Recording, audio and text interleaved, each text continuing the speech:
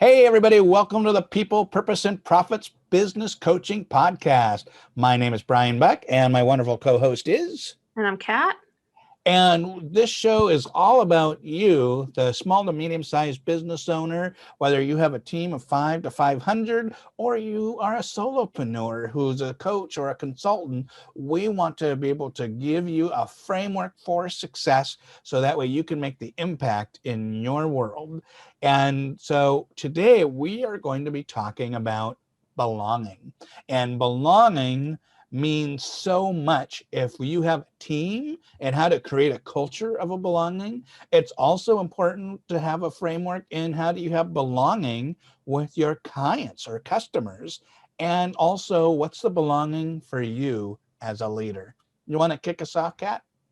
Yeah, I find it that people really need support in order to go far and to be a better leader, no matter what industry they're in, whether they have a, a restaurant or they have a huge industry or it's a solopreneur. Belonging determines our mindset when we feel we hit a rough patch, and it really drives us in making sure that other people are included in what we're doing, and it takes them into the bigger picture of things and in the bigger picture of our dreams. Yeah, I love that. One of the things I keep having this, I've talked a lot about belonging in some other forums, and one image comes to mind a lot. My wife loves craft stores. And so I'll go to craft stores and I'll walk around and check things out. And I always see this sign that says, "Come sit with us." And it's like something you hang like in your kitchen or something. And what I love about that is it's an invite to join and be a part of it. It doesn't say come be like us. Belonging isn't about fitting in as much as come sit with us, be you, and be accepted at the table. And as a leader, when you have a team, that is such an important offer. And it's got to be something that you have to invite, because there's some people who might see people sitting at a table and think, well, I don't know if I can just join. There's not as business owners, we are people who are pretty proactive and pretty bold. And we'd be like, hey, that table looks interesting. I'm going to go introduce myself. But not everybody is like that. Many people need that invite to know that it's okay to join. And once you're at the table, you wouldn't want them just to sit and watch everyone talk like an observer. You actually want them to participate and Yeah. interact and hear. And so not only is there the invite to the table, but an invite on throwing them, what do you think about this? What are your ideas? Because the nice thing is, I had, as someone who's been leading improvement for so long, some of the best ideas come from fresh eyes. Someone who isn't part of our culture, isn't part of our system, doesn't know our customers as well. But when they hear the problem, they're not approaching them the same way. So when you bring belonging and you invite, what do you think about this? They might come up with ideas you never thought of before. And belonging opens up that possibility. That's why it's so important as a leader to do that. And I also think it feels inclusive because when you have that invitation, people feel that they're a part of something bigger. And it's the difference between someone who comes to work and they really dread coming to work, or someone who is excited to go to work because they feel heard and seen. And when that shift happens, you all of a sudden you're not the only one who brings ideas to the table, like you said, right? You Mm-hmm. have a multitude of perspectives, and there's bound to be winners. It's impossible to throw everything on the table. And it was funny because it takes me to a story that I heard of one entrepreneur. that was manifesting just like a lot of things. And she went from just not having much to really having a lot of luck. And she said, "What did you do?" "I just threw everything at it." She was taking ideas from different people and she was trying everything out, and things just started working. And then she started, refining her process. But if you're just stuck with one single thing, then you're leaving so much on the table. Yeah. So, invite people into your circle. Start, going. And I heard this idea and I think it's genius. Go to a networking event or go into a meeting and try to seek an idea and ask yourself, almost play detective, like, who is the smartest person in this room? Who is the most creative person in this room? And when you ask yourself those type of questions, you all of a sudden give people an opportunity to become a part of your mission rather than just serve as tools. Right. Oh, that's one of my favorite quotes too, is if you're the smartest person in the room, you're in the wrong room. Oof. So there's a piece of Mhm. humility in that as well. But yeah, one of the things when we talk about ideas is um, two half-baked ideas, when you merge together, actually create one phenomenal idea. And a lot of times you need kind of these prototypes, half ideas that you start to build on to really get that good idea. So that's why so many ideas really help. But as a leader, especially with your team, asking and honoring their contribution and inviting that contribution is an important piece of belonging. But it's also important to really communicate and do this purposely, is to be able to say we have a future together. To be able to say what you're doing is going to be able to help us get there. I'm really excited to see how you're going to grow and develop to be able to further help our organization. So like all of these little things lets them say, not only do you belong now, but you're a part of, and you will continue to be a part. I read a great book called The Culture Code. It was talking about this. And I say, I can't just tell my wife I love her once and say I'm done. Belonging, we have to continue to say these things. Doesn't mean we're saying it all the time, but the more we do, the more people understand and truly believe it and feel safe in belonging. And I really want to share. I was working with the business with several employees, and it was really really tough getting into the business, meaning that I was suggested as an avenue to improve some of the relationships, some of the work ethics, some of the values, and so forth. And until the owner actually approved of what I was doing, everybody else was looking at me funny. And when he invited the idea and I started belonging and fitting in and Mhm. being a part, like, of their team rather than an outsider kind of like coming in, just giving Mm. advice, the whole dynamic shifted. Yeah. And it's that important to make this something conscious, like in your business, to bring it to the table, to be a topic of conversation between you and your team members.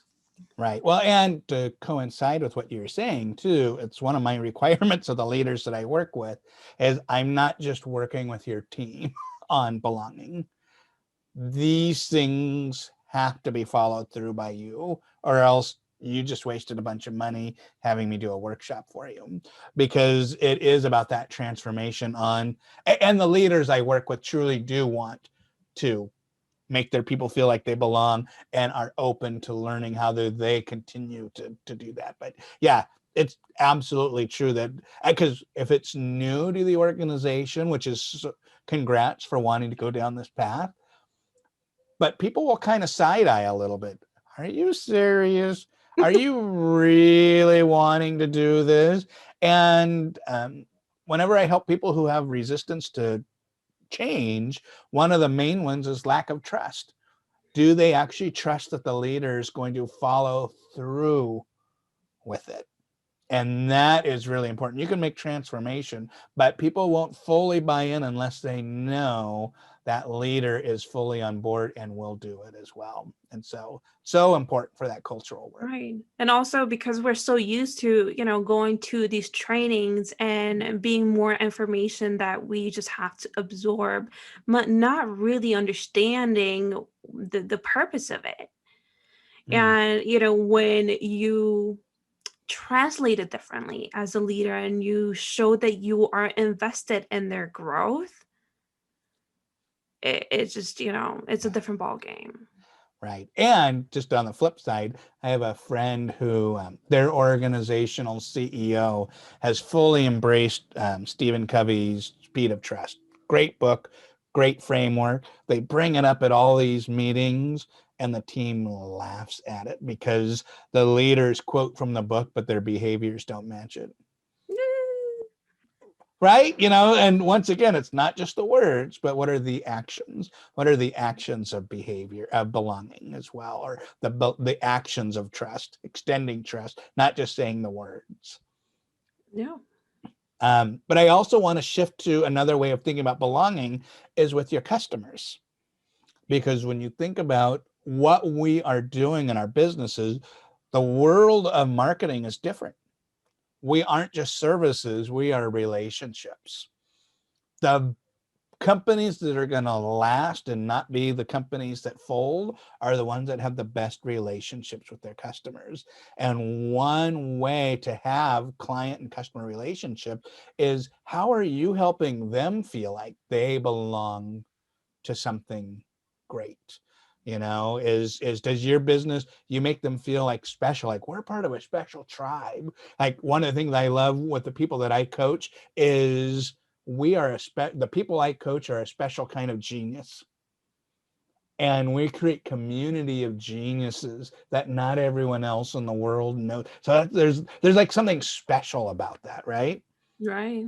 It also talks about, I'm there not only for their success. I don't want to help people. I want to help people, hit their goals now, but I'm also care about their long term. Like, this first goal that we accomplish is your first goal. Let's achieve that, and then let's go deeper, and let's get you even further. And when you start talking about the future, that's a sense of belonging. It isn't just transactional. Yeah, and I remember reading the story of a gentleman who I believe was selling CDs, and everybody was just, saying thank you for buying from us and, have a good day. But he actually sent an email, like a really beautiful email saying that, like the elves are putting it together right now and they're working in their little shops with their little tools and whatnot. It was kind of cheesy, but customers absolutely love it. And that single piece, because it was just so different and it was a way to be remembered, made people feel special. Yep. And everybody heard about it. It became, like a phenomenon for a while, because, they didn't really just want to be another business selling to their customers. They wanted to make them feel cared for. They wanted to bring the little kid inside of them alive. So, when you think differently and when you include people in what you're doing, and you, like you said, you're making it about that relationship with them, Mm, anybody who feels special will want to return. yeah. Well, that's one of the things that I love about hosting masterminds. Not only are the masterminds about, solving and figuring out together and learning together, but the ultimate value is that community. That, once Huge. again, is complete. It's hard to it's hard sometimes for people to understand what you really get, but oh my goodness, that community is even more powerful than any of the technical things you guys talk about. Right. And, talking from a solopreneur perspective, I think that's probably one of the best things you can do for yourself if you're one of them. And even if you are business owners, to be a part of a group who will support you, who will provide you with feedback and, resources that you don't have access to, it's priceless. And I remember when I first started out feeling like I'm on man out because within the circle of friends and people that I knew, nobody was doing what I was doing. Mm. And I really felt like an odd man out until, I started finding people here and there who were interested in the same things, what were doing the same thing, which is why I built different communities, because we need to feel understood. We need to feel that there are other people who are doing things like us and that we're not wrong. Because Mm. oftentimes when we don't belong or when we feel that we don't belong, we make ourselves wrong. Right. Yeah. Well, yeah, that sense of community is so important. And that is that third element of belonging is where do you as a business leader, you need your own community as well. And you're right about the advice. I just read an amazing book. I'm going to send an email to see if we can get her to be a guest on the show, called The Middle Finger Project by Ashley Amberger. I'm probably saying the name wrong. But anyways, one of the things I love in there is she talks about how loving people who love us give us bad advice. Yep. And one of the things she says, and I'm probably butchering this, but she says, you're not going to go to the person who paints your nails and ask them for tax advice. So getting advice from people who've never run a business, it's just like that. And so by being around other business owners who are either in the same space or trying to figure this out, that want to go similar, that want to play big, that's huge. And even better is being part of a group that you haven't achieved half as much as most of them. That's going to raise it too, right? Like where you're truly the new person and you're in full learning mode of, oh my goodness, help me, and all of a sudden it raises you up. So your peers or even people who are at the next level than you is completely going to change your business because of who you surround yourself with, and be able to have good, frank conversations at another level that you're not going to get anywhere else. Absolutely. Valuable. We have so much to share. I know. So another great community would be to join the business people, purpose, and profits business coaching Facebook group. We post these episodes every time we release them, and you have the opportunity to interact with Kat and I and other leaders and start to be able to create your community there. We also are on YouTube. You can watch us or listen to us on your podcatcher of choice. And we are part of the Lean Communicators Network. And so check that hashtag out, and you can find other great shows just like this that's going to help you and your business improve and make a powerful impact. Thank you, everybody. See you soon.